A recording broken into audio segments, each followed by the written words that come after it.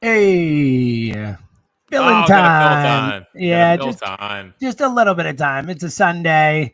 I gotta get Zoe ready for camp next week. You got two Whoa, what children. camp she Still going got to to? do that. She goes to a camp at her school, but it's cool because it's like a different theme each week. So like, last week was urban gardening.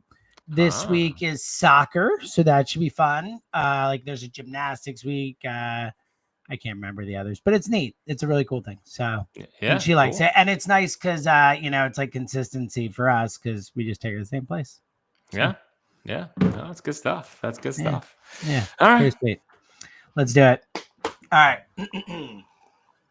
Thank God they won that game. Okay. Oh man. Oh my God. Whew. Strom, man. All right. Yo, it is another edition of the IOPS podcast, sponsored by Miller Lite, official partner of the Philadelphia Phillies. Tastes like Miller time, Philadelphia. Celebrate responsibly, and thank God, thank goodness, thank whatever God you believe in or don't believe in or whatever. Thank God they won that freaking game today. Like they had to take that series. The weekend, of course, like the 13-0 after, you love to see it after the Astros embarrassment and all that. They come out with some pride and, the big guys hit. We'll get into it all. But then Saturday, the most predictable Phillies performance of all time with the 1 run and 14 strikeouts.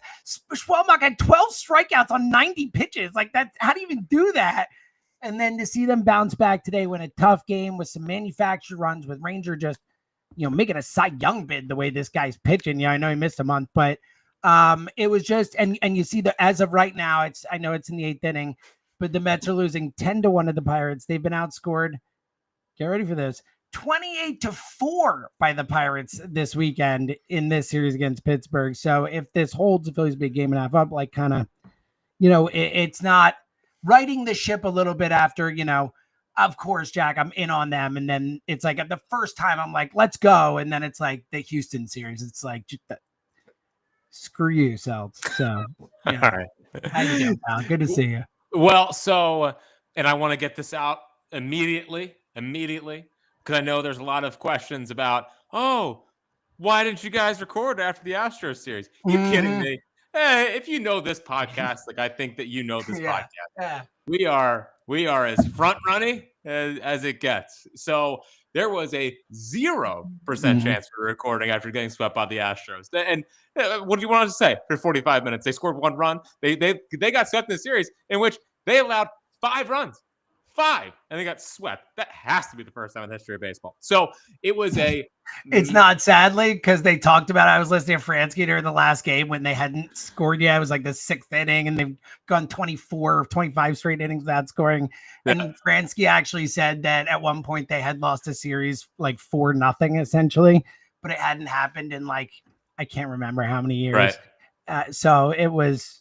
Yeah, like I'm with you. I mean, they almost lost the series 4-0, Jack, which like you can only do one worse. Like you could only lose 3-0. Like there's only to lose a 3-game series. Yep.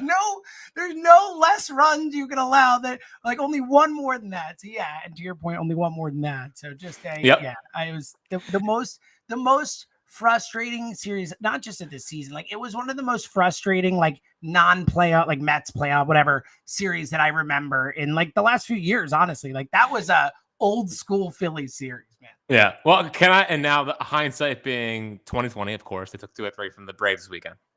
And I say this now looking back. It was kind of charming. It was kind of charming watching them not go like 24 innings without scoring a run. It was like, it was kind of funny. I want to see how long it would take for them to score. I know for most people, it was not funny. For me, it was kind of funny by the end.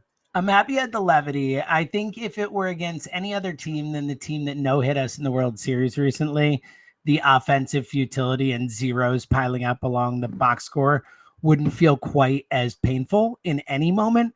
But, and especially with like Framber's part of it too, and I know he wasn't the no-hitter, but with the World Series and the whole thing, it's just like, all right, like chill with this. But yeah, I'm with you. Look, if ultimately it's and it's funny because when we talked about how we were excited about the team a week ago, you're sitting there like, now be prepared. They're going to have a downturn. They're not going to be great all year. And then they lose 3 games. And because of the way it was, we're all like, this team stinks. How can we ever believe in it? Like, it really was, we try to do the long season thing, but this was a true roller coaster week of how I felt about the team. Yeah, and it was. I mean, we can sit up here and get on our high horse and say yada yada yada. It's a long season. If you watch every game, it's impossible to feel that way. And credit to them. They came out on Friday night and eventually, after the hour and a half rain delay. Oh my God, I forgot about that too. Thank God it was a weekend game. If that happened during the week, I probably would have gone to bed. Oh yeah. I didn't make it towards the end. I helped put Walker down. I fell asleep putting Walker down when it was like 10-0, and I woke up at about 11:55. Saw the game was still going on, and I was like, "I'm good. Yeah, I'm good." Exactly. It's like I think I know how this is gonna end, and if it doesn't, guess what? You know what? I don't want to see that. Nope. I wouldn't want to experience it live. So I felt pretty confident that was going to go the way that it is, and then obviously, dude, So Angelina just texted me this, and I think we talked about it a couple of podcasts ago. Letting Ranger Suarez just go would be, it's like, what hasn't happened in the history of the franchise from a pitcher's perspective of a homegrown guy that they just let go. I mean, and the more and more he pitches now. Today was fascinating because he barely touched 90. I mean, he did not have his fastball, and credit to him, he was pitching, which is what he is. So the velocity is something to monitor with him, because when I was driving home and I started hearing about, or Fransky and Stock were talking about diminished velocities, is barely touching 90. I was saying immediately, like, here it is. Ranger can't hold up, and credit to him, he battled his way through it.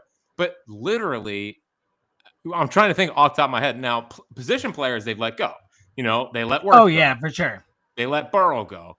They let a couple other guys in the past. But pitchers, it would be unprecedented. And we're not talking about during a rebuild or like when Schilling got traded or when Hamels got traded. I'm just talking about teams good, guys pitching to a 2 ERA, and possibly could just be walking out the door at the end of the year. It's sort of ridiculous to think about, because he just continues to do it. He continues to do it. He's been unbelievable. Yeah, dude, again, I wasn't joking with the Cy Young thing. That wasn't tongue in cheek at all. Like, he is a Cy Young contender. We haven't talked about it that way, but he is. And I know he missed some time, but if he can stay healthy, and obviously if he continues at this rate, like, lock it in. But if he can pitch really well, I think that, he should be considered in that world. I mean, he has been their best pitcher. I know Wheeler is their best pitcher, just holistically, and you give him the ball in the biggest games and you trust him the most. But like, Ranger's been better. Ranger's been better than any pitcher on the staff this year. And the crazy thing, to your point, you're right. It's never been anything like this.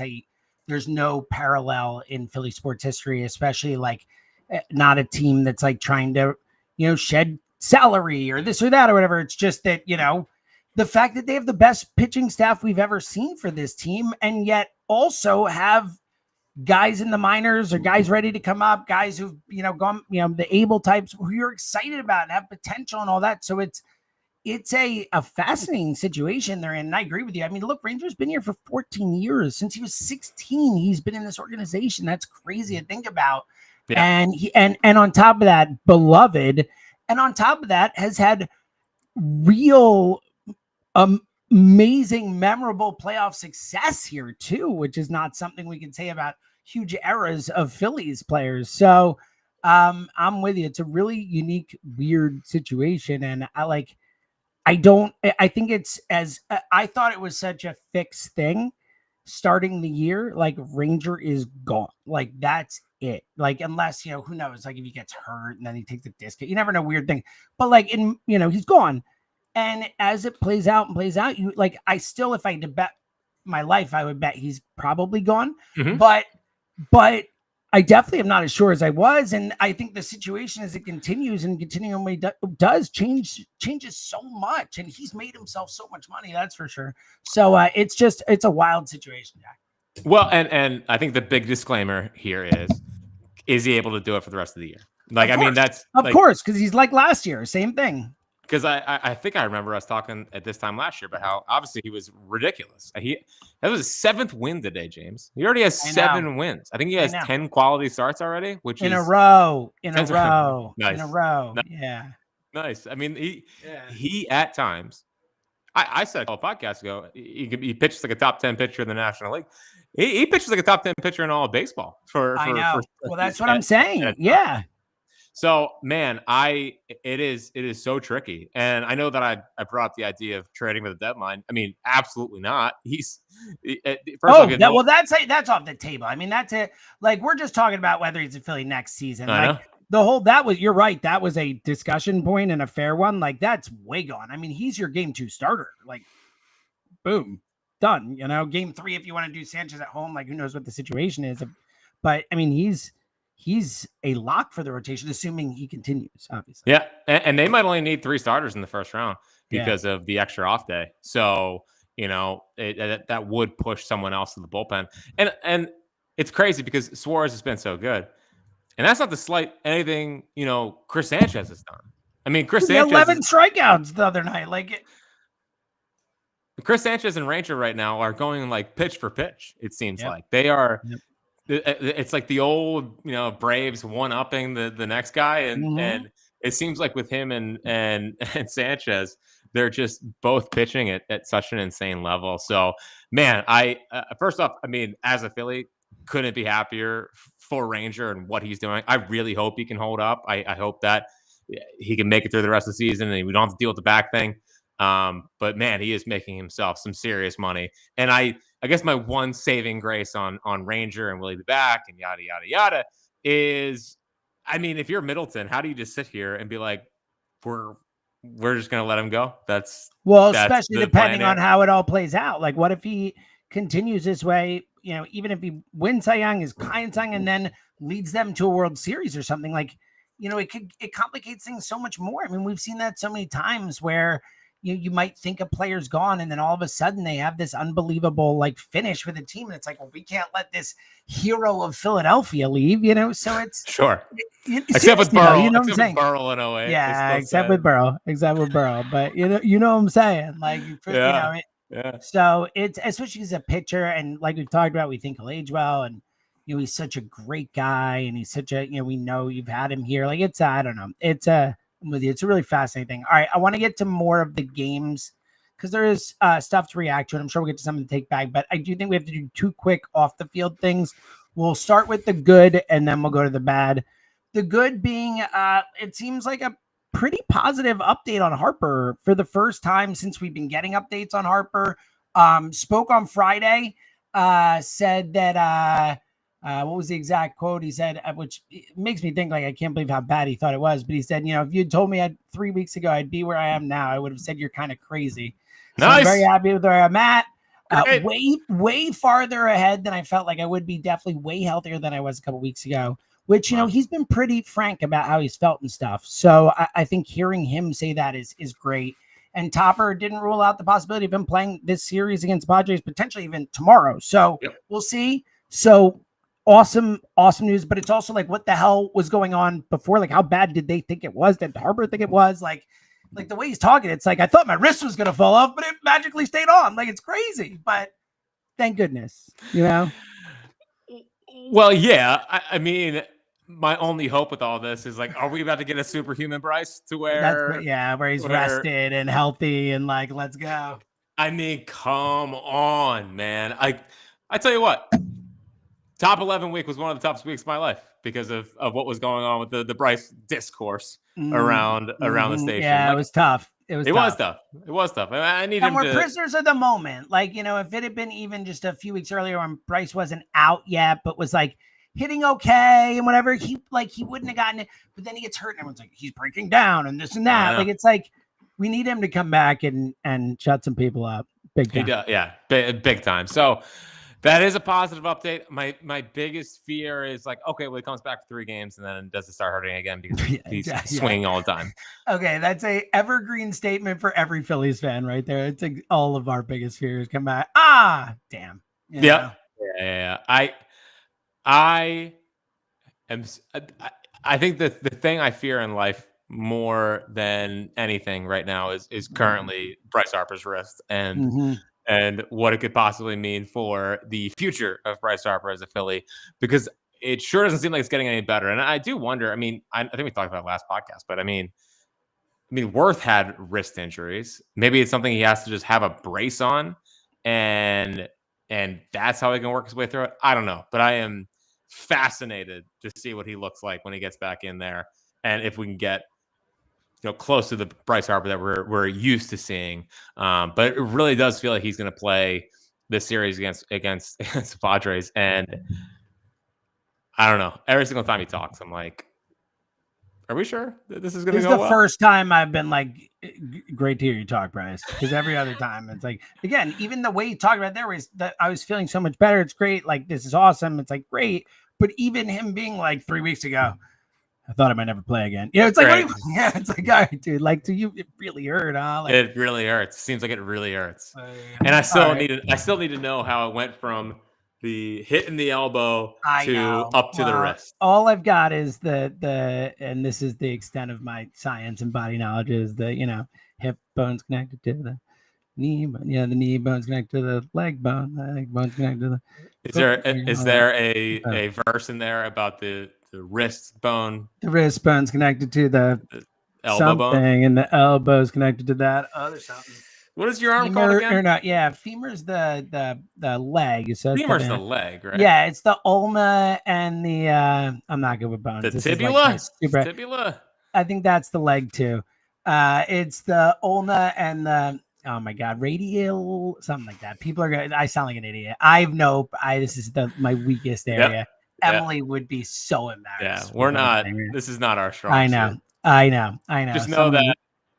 Someone in the chat will tell us. Yeah, it'd be great.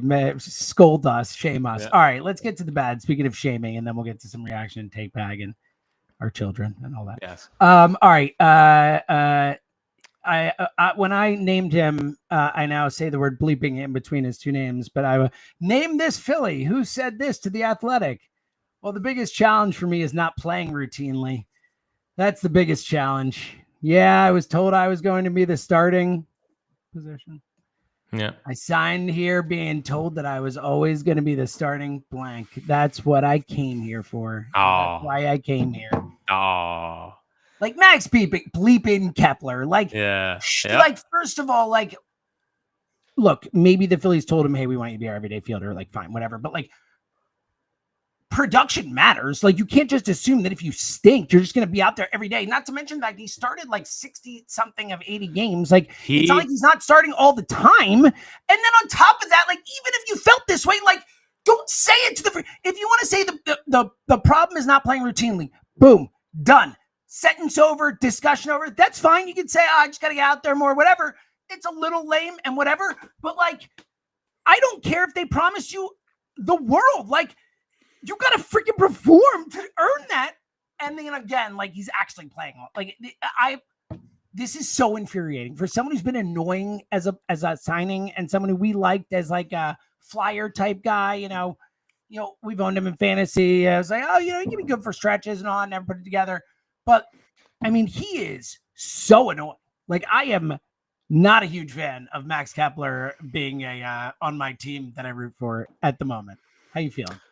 Well, and he doubled down the next day before the game. Yes, thank you. Yeah, like, he has a chance to be like, no, sorry to me like that. Well, so on top of what you said about 60 out of 81 games heading into the series, he had played in 72 of 81 games overall, meaning that he would come into games as well. Yeah. So so a couple things. First off, get ready to learn DFA, pal, because he has. I think he's walking on. I think his time here is going to come. The thinnest of ice, as they say. I hope he enjoys being a national in 2 weeks when he is moved on from.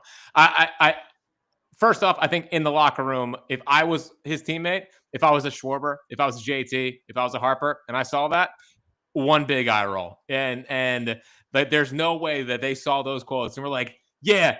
That bleep Rob Thompson, right, Max? Like, go get him, pal. Dombrowski's a real jerk, huh? He always promises things and never delivers. Like, are you kidding me? Yeah.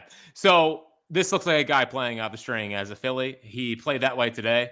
I mean, the at bats. He played that way in the 13-0 game. Like if they're all raking, he's like a pouty. You know, it was the only guy who didn't. I think he ended up getting hit. He late, had 2 hits technically. So they were both late, and it was like he was like I think it was when we were like double-digit runs already. At least I wasn't as locked in at the end as I was earlier in the game. I kept locking him for Trey's at bats because we're still waiting for that Trey cycle we were promised, and it was so close. But will Trey ever hit a home run at Citizens Bank Park is a fantastic bit. Especially because he hit 2 that night, and the double, like really looked like it was going to be out to lead off the game. Like it was as close as you're going to get. Like he should have had a 3 overnight. It was nuts. Yeah. So like Max Kepler, that you hit in 200, man, and you get a stretch there in the middle of last month, or there's a month long stretch where you're hitting 150 something. What do you want them to do? Do you want them? You're not. And he'll say, well, the Castellanos or whatever. Like you let him work through it. Blah blah blah. He's better. Castellanos, he's been better. Like he's just been better. His numbers are better. He's just better, and he's more established anyway. But he's also just better. It's just that the guy's a 10-year vet, a multiple-time All-Star. Who are you? Who are you? It was infuriating, and his energy has looked off since. And I think he's trying to get out of here. I think he's trying to get out of here. I don't think he wants to be here anymore. And he's in a contract year. He's not playing well. I think he needs to play every day. He's gonna get cut. He's gonna get cut, and he's gonna go play for some garbage team, get his at bats, and maybe he signs somewhere next year. But at the same time, if I'm Dave Dombrowski and I see those comments, I say, hey Max, I feel misled too. I feel misled. We give you $10 million, $10 million, and you hit 9 home runs. You're hitting 207. You've had multiple bad plays in the outfield. Like yes. Like I know he's like been fine defensively, metrics wise, and all that. He really has had some big misses and boneheaded plays, like big time. That one, obviously, when he was filling in for Castellanos, was it the night after or 2 nights after the thing? Like that was a big play in that game, Yeah. So I just, unless he turns it around, unless he digs deep and finds his way out of this, I don't think he's going to be here much longer. I really don't. I mean, they cut Merrifield on July 12th.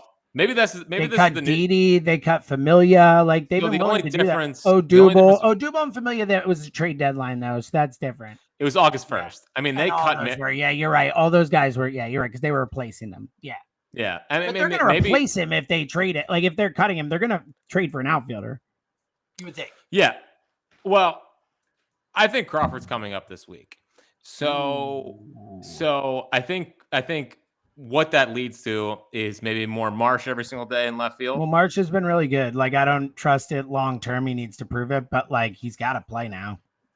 Yeah, and by the way, I mean some big plays in the 9th today as Matt Strahm is terrifying. He continues to be they just all are. a walking tightrope. Romano yesterday, like Kirkring's been good, but like right. And look, the runs made it easier, but shout out to Tanner Banks, Taijuan Walker, and Alan Rangel. 9 shutty from those guys on Friday. Dude, I woke up on Saturday morning and I said, who pitched 5 innings of scoreless baseball? Dude, I know like some people like it. I hate if you pitch the last 3 innings of a game, you get the save rule. Like I remember the guy in the Texas game where they won 30-3 got the save. And it's like, it's a 13-0. Like Rangel deserves the win more than he pitched 5 innings and they gave Taijuan the win just because he pitched the 3rd and their 4th. Like why? Like whatever, or the 2nd and 3rd, whatever. Or I think it was such a baseball thing to get worked up about. Oh, I don't really care. You're right. I don't even care about wins that much. It just feels so silly. It's like, why? Why? Well, I do love once a game, just railing against how they score plays. It's been a disaster. I know LA and Fransky pointed out a lot, and especially last couple of years have really like railed on it, but they are absolutely right. I mean, some of these calls, like it's like a grounder to the guy and he like hits it in his glove and bounces away. And they'll be like, well, that was clearly a hit. Would have beat it out. It's like, what are we watching here? Like, obviously, Nick Game used to mean don't something. Get mad at me, anyone, but from the family or anything. But I mean, like, yes, the reason he has the no errors thing is because he doesn't get to balls. Like, they should be errors. He just doesn't touch them. Like, so it's like, okay, like that ball, that ball that he was in the foul territory while it landed like 10 feet away from him. That was a hit. Okay. Like, it's just whatever. Anyway. Sorry. Well, I mean, hey, no errors. So he's clearly one of the best defensive right fielders in baseball. Totally. Use your eyes. Don't use the numbers. That's right. Yep. But to Cassie's credit, he was really good this series, and he smoked that ball on Friday night. Totally. And so Stocker had this stat in, I think it was after his double in the one today. He has swung at 73% first pitches. And that is the most, honestly, I would have guessed 80 if you had told me. I feel like it's every at bat. It's so insane.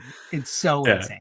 I've never seen a guy go from, I'm going to do what they want me to do to I'm doing me. Like, total like F everyone. I'm just going to be me. And like, it's great. It was like, it's like shaved head Sirianni.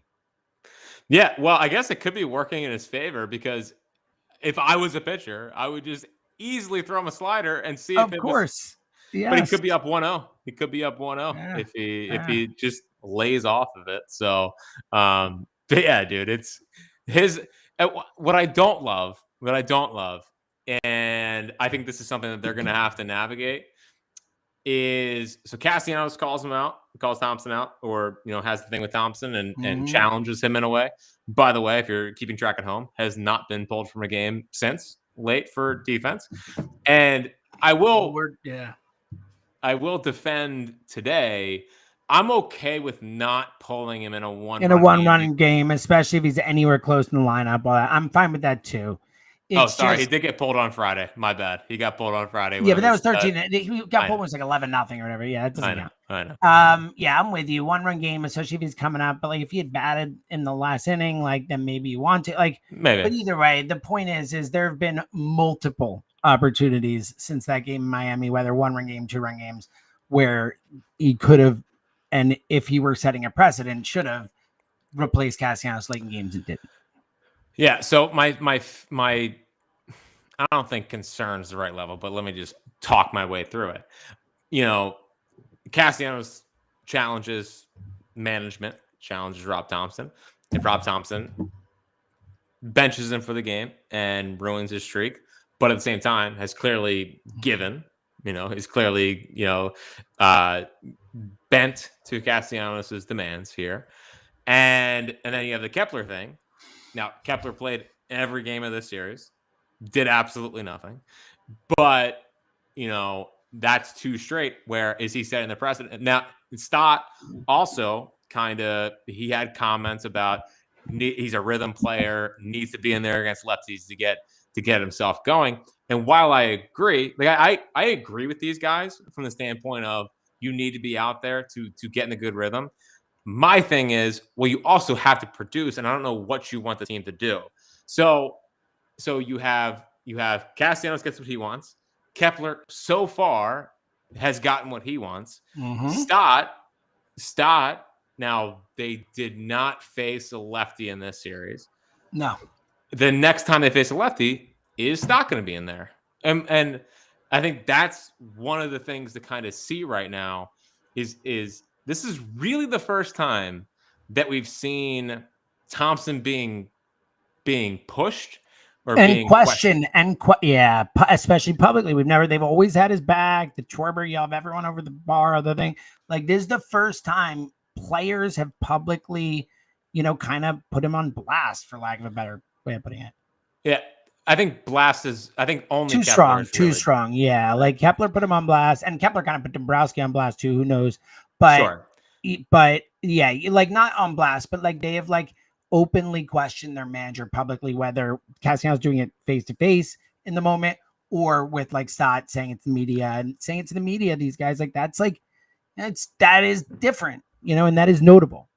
And what's annoying about it is you are 14 games over 500. You're on a good stretch. You're in right first now. Place. Yep. It feels a little me guy-ish. Feels a little bit like a me guy thing to do. So yeah, I think it's one of these things where, hey, and maybe he'll give him a shot against a lefty. Maybe Thompson needed to have his eyes open too and say, because I think one of the things that's been interesting about this year is I do think Thompson has changed. I think Rob Thompson has been different this year than he's been in the last couple of years. Now, Stott he ended up being a platoon player last year, but I don't think that was their design for him. No. And Marsh the same way. But maybe this is the players saying, this isn't how it's been done for the last 2.5 years. What gives here? And this is something that, as someone who is a relationship type manager, he's going to have to work his way through, because these guys don't seem super thrilled with it, even when they're winning games, because they're winning games right now, and they still don't seem that happy. So I just think that is something that's going to be really, really interesting here. Yeah, we got to monitor it. I totally agree with you. All right. 2 shout outs. One to Otto Kemp for his first major league home run in the and a good series. Yeah, he had a really good series. And again, we talked about it before, but he just feels, and he's so young and there'll be adjustments and stuff, but he just feels like a winning ball player. Like, he just feels like the kind of guy who contributes more to winning games than losing games when he's out there. And that's, the Phillies have guys that we like. Stott was we think Bryson Stott is that type of player, and he hasn't been. Like, Otto Kemp's, early has been that type of player so far. Second shout out to the Miller Lite Bar of the Week, Graham's Pub in Roxborough, where you can watch all Phillies games with a $3.50 Miller Lite draft and bottle special. Miller Lites for Phil's wins. All right, take back, Fritzy. So there's like one thing with them that I'm going to find really interesting from here until the end of the year. And because to me, it's pretty obvious what he could do if put in the situation. But I was watching him yesterday. Luzardo in the bullpen. You floated this like a month ago or so. And but back then it just seemed like, Ranger will probably be the, it's to the point where you're right. It is something to really consider, especially with the high end velocity that he has out of there. Yeah. And I thought yesterday, I give him a ton of credit. I think the biggest thing that I've been of the things I've been impressed by with Jesus Luzardo, I think is how he battles. Yeah. Like I had him more pegged as when things aren't going his way, he kind of shuts down a little bit. And he's been way more of a battler than I gave him credit for. I totally agree with you. He makes tough pitches. He works out of tough situations. And he also shows that emotion. He's super fiery in those spots. When he does get out of those big spots, like, he'll do the fist pump and he'll get fired up. And he just feels, what it is? He feels competitive, which is something you want to see in all your athletes, Now, sometimes competitiveness can backfire and you get too in your own head. Well, of course. Everything falls apart right in front of you.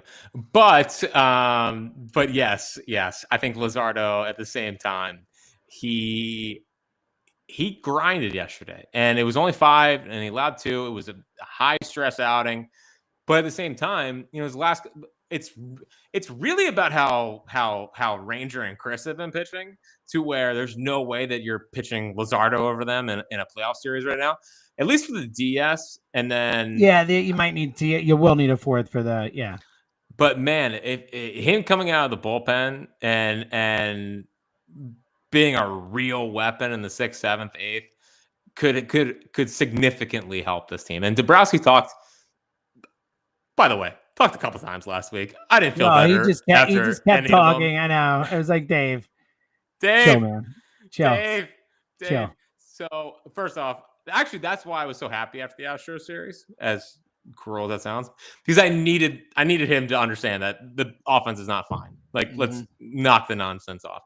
But I think that the one thing that he said was interesting was about this team versus the 18 Red Sox.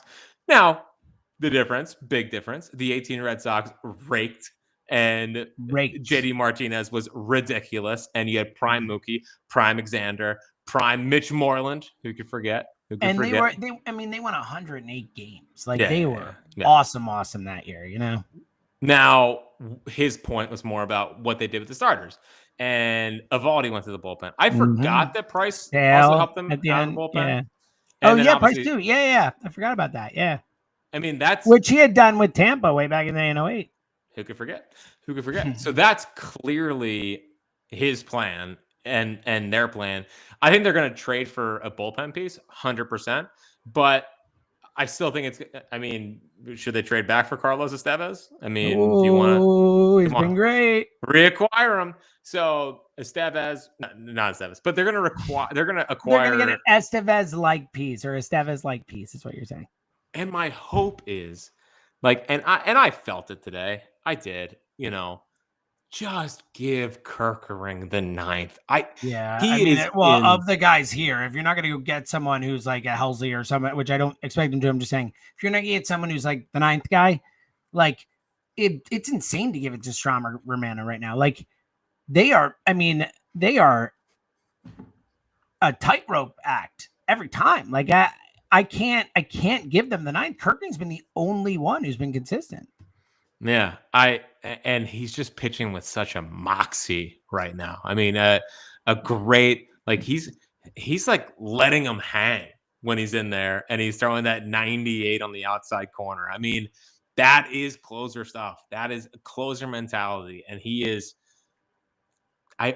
Mostly this is for the bit. I need him to take down Papelbon's record. Away, right? Yep. Mm-hmm. Yep. We're still 122 away, but it's also like Strom cannot pitch the 9th. That was I don't even want Strom pitching the 8th. I want Strom in the 6th. I know it's not possible with this bullpen right now, but I mean Strom is absolutely not trustworthy in almost any situation right now. He'll get you some outs, but like in a big playoff game, you're giving Matt Strom the 8th inning against you're playing the Mets in the playoffs, and you got Soto and Nimmo up in an inning. You're gonna go to Matt Strom and tell me I feel good about that? Of course not. So I'm very concerned about that, especially the lefty thing. We've talked about, the Alvarado thing obviously killed him because he was their best reliever, but it also killed him because he was the lefty you can count on. They don't have a lefty that they can go to. I mean, Tanner Banks aside, that you can count on, and that's scary against some of these big time left-handed hitters that whether it's Ohtani, whether it's Soto, whether it's Freeman, whoever it is, that's scary. Well, Strom owns Soto. Strom owns Ohtani, so I want that on the record. But there it is.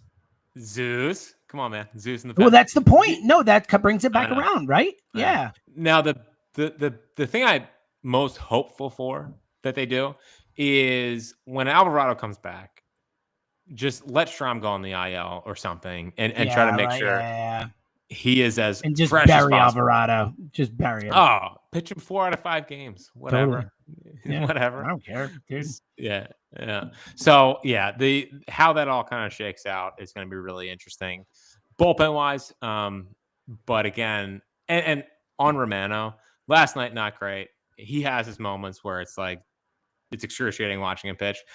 I feel like he's one of those relievers where he's going to have 4 great outings, and then the 5th one's a blow up. And he looks awesome. That he definitely, of all the guys on the staff, he has the potential to make hitters look the silliest, if you know what I'm saying. His stuff bites when it's on, Yep. And then other things here. So 12-1, the Mets lost today. I don't know if you saw. They had it's 12 now, so 30-4 in that series. That's phenomenal. Montas 6 earned. Thank God that Mets voodoo magic with the pitching thing. It was so annoying. Yeah, that was all right. So maybe not the best pitching coach of all time. Cool, thank you. What is 2 months in? Yeah. Well, and the thing that I find interesting about that is that they had a team meeting yesterday, and the players only meeting. Maybe I know some of the quotes were. Soto was "Believe in it." It's what? Maybe the stupid Mets magic that happened last year with the players only meeting and the OMG and the grimace, maybe all that nonsense is starting to wear off a little bit. So, but still really good to see that from the, it warms the heart, man. It warms the heart. It really does. Seems like they lost. I think they've lost 13 or 16 or 13 something 16. Yeah, think about it. We freaked out. Phillies lost 9 to 10, and it was a horrible stretch. Like, this has kept going for the Mets. Like, that's that plus more. It's like fun to watch. But again, still lots of baseball left to go, as we know. All right, what else you got? What else do I have? I bought a house this week. So yeah, buddy.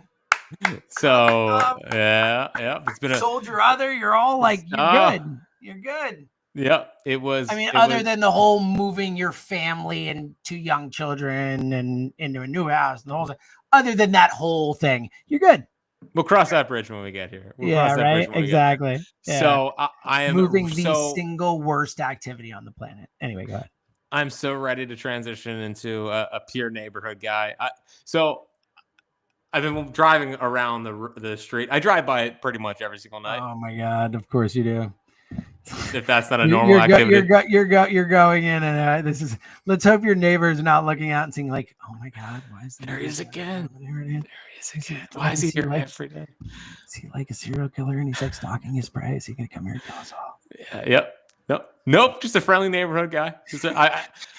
Just want to be your friend, guys. I'm just scouting out friendships. That's all I'm doing. Don't worry. Scouting out friendships for me and for my kids. If you have kids. Well, so early projections. I think that we are one of the youngest families to move in on the neighborhood. Mm-hmm, I think I think it's a neighborhood in transition. And it's a neighborhood on the come up, as they say. Well, I think it's more older. I meant from couples. an age perspective. Yes, I get it. Yes. It's a changeover. Yes. So I think we'll be early. I'm trying to get my neighborly wave down. Am I going to be like a hand wave guy or like a one on one? That's what I'm looking forward to. I have noticed 3 Phillies flags on the street. It's gonna be great. And I always say, oh, I'm so excited to talk Phillies with people, and then I hear what they have to say. And I don't want to talk Phillies anymore. I don't want to do that. Hey, you guys know who I am? Yeah. Do you want a book? You want a book? You guys like Phillies? What do you think about the Phillies? What do you think about the Phillies? And I also signed 500 copies of of Ring the Bell. When I have to again, the rare times where I have to write, I'll have to fill out a card for a wedding or something. By the end of 3 sentences, I feel like my hand is going to fall off from pain and cramping. And I'm like, how did I used to fill those little blue books of scribble and writing and you really lose that skill, that muscle memory. Well, so in the process, I started small, whatever. And then by the end, it was a big, you're like the doctor's signature. It's great. Exactly. So the first wave of books will be sent out this week. I will get you your copy. I did personalize. I didn't personalize it for you yet. I didn't. I was gonna say with that whatever you had written couldn't have been that special anyway. So if you had done it, well, because I wanted to make sure it's more meaningful than at the 12th hour of signing books. It was brother. Hey man, love doing the show with you. Thanks for everything. Yes. Make sure that I can come second. You get the good paying customers out there who the fans, the Fritz fans out there. Make sure they get their copies. And Kevin fans. And Kevin fans, of course, Reeve fans. That's right. Yeah. So I think that's all I got. I think I think going to make my wife incredibly happy that I can help out with her daughter. The one thing to monitor this week is the Crawford thing. I think he could be coming up. He was taken out of the game. He was scratched in the lineup earlier today. Mm-hmm. And I'm curious if they do bring him up. I would be surprised if they straight up cut Kepler to bring him up. Maybe they send Rojas down. I don't know. But come on, I haven't checked since what happened this weekend. I don't even know did he play much, but Rojas had a 288 slugging percentage heading into the weekend. So I think we're pretty good with that. Yeah. 288. Think about that. If I said to you he had a 288 on base percentage, you'd be like, well, that's awful. Wow. Yeah. Slightly higher than I thought, but horrible. Slugging. He's just a disaster. And that was with like the starting hitting like 300 for a month or, for 3 weeks or whatever it was. I mean, think about how bad he's been to be done. He's batting like in the low twos with a sub 300 slugging. Like, he's so bad. He's so bad. I honestly, I am done. Like, I am so good with them sending him down for Crawford, for like, I don't even care. Bring up Wes Wilson and see if Oscar Mercado. Sure. Yes, the legend. Give him 35 again and let him roll. Like, come on. So I'm whatever else they do. Like, I don't think. Look, I know everything can be like technically worse, but I don't think there's much that I know he's better defensively than ours, but I don't think there's much worse than us. I think you're putting someone out there who is pretty close to as guaranteed a unproductive at bat / out as you do at the major league level. And it's just, it's just, I'm sorry. At a certain point, there's no defense that's going to make up for that unless you're like maybe the greatest defensive catcher in the league or whatever, Not a great day for JT from that standpoint. The ball in the ninth. Yeah. Well, and also couldn't beat out that. I know it wasn't like, I didn't expect him to, but like the ball in the eighth too. That was, I know. I definitely, when I first started thinking, oh my God, they're going to blow this, was in the eighth, with the second and third, no outs, the Cassie strikeout, the freaking Kepler weak fly ball, and the ground out. It was like, we are so screwed. Yeah. Well, because it's such a shame because earlier in the game, they played legitimate baseball. I mean, everyone's small ball. I mean, they scored, they singled, doubled, bunted a guy to third and got a sac fly. Like, that's the smallest ball you're gonna get, baby. Cut that audio. Yeah. So again, they're in a bit of a gauntlet here heading into the All-Star break. Padres, Reds, and then I think Padres, Giants before the All-Star break. It's legit. Giants have been struggling too, for what it's worth. Like Matt's wow, it's about time. Speaking of voodoo magic. I know. Well, it's funny because they trade for a real superstar, and then it's like, actually, we're not going to be good now. It's not what we do here. We don't get superstars. It's good. I'll take it. All right. We will be back Thursday, I guess, after the Padres series, because it's a 3-gamer to react to that, or maybe Wednesday because it is a 1:00 game. We'll see how the week plays out and all that. Well, and they do play on Friday on a major holiday. Oh, finally, I know. Thank God. What a beautiful thing. But we'll get to wishing everyone a happy Independence Day when that time comes. All right. We'll be back Wednesday or Thursday reacting to the series, assuming it's not like, they lose 20-0 over 3 games. So then we probably won't be, but we'll probably be there. For Fritz, I'm Seltzer. We'll talk to you guys later. He's Fritz, I'm Seltzer.